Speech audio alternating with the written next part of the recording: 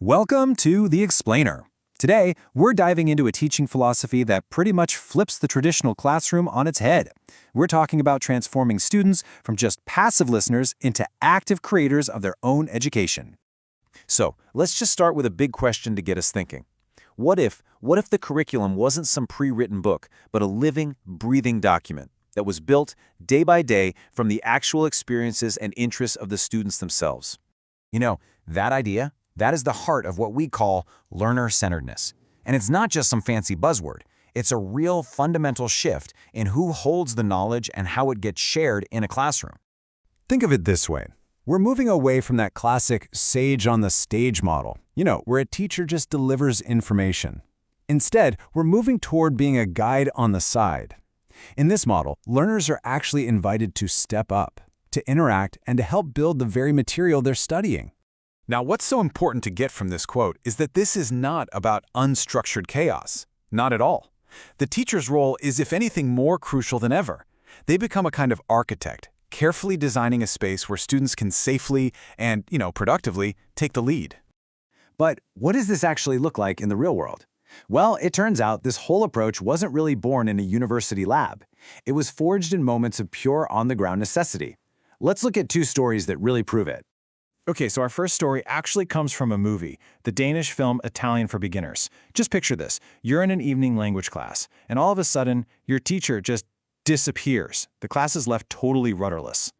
So, with no textbook and no teacher, one of the students steps up.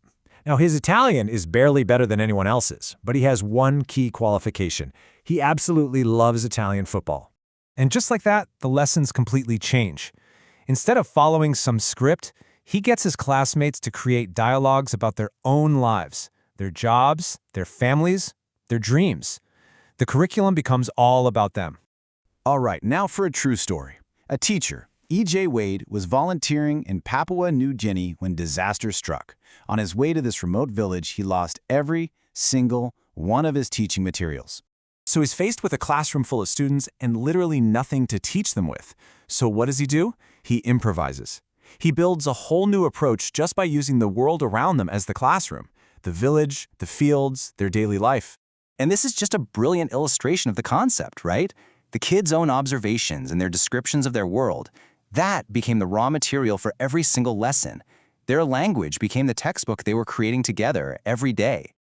Now, these stories aren't just feel-good anecdotes or, happy accidents.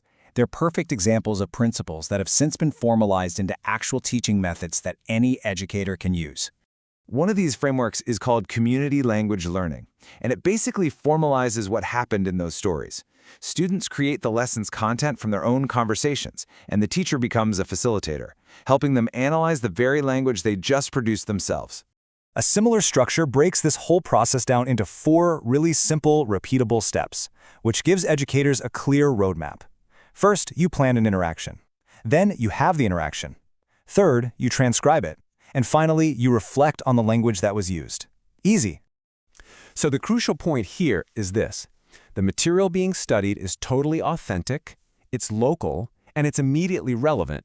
It's not based on what some textbook writer in an office somewhere thinks people might say, but on what the learners actually say and need to communicate in their lives.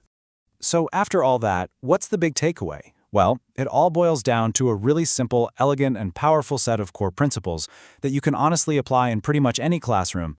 It all comes down to this simple, powerful 3-step loop. First, you provide a stimulus, something to get the students talking or writing about a topic they actually care about. Second, you capture what they produce. You record it, write it down, whatever. And third, you use that captured language as the main focus of your study and analysis. So, stimulate, capture, and analyze. And here's the best part. You don't have to overhaul your entire curriculum overnight to do this. You can start small. Just introducing this kind of lesson even once can make for such a refreshing and deeply engaging change of pace.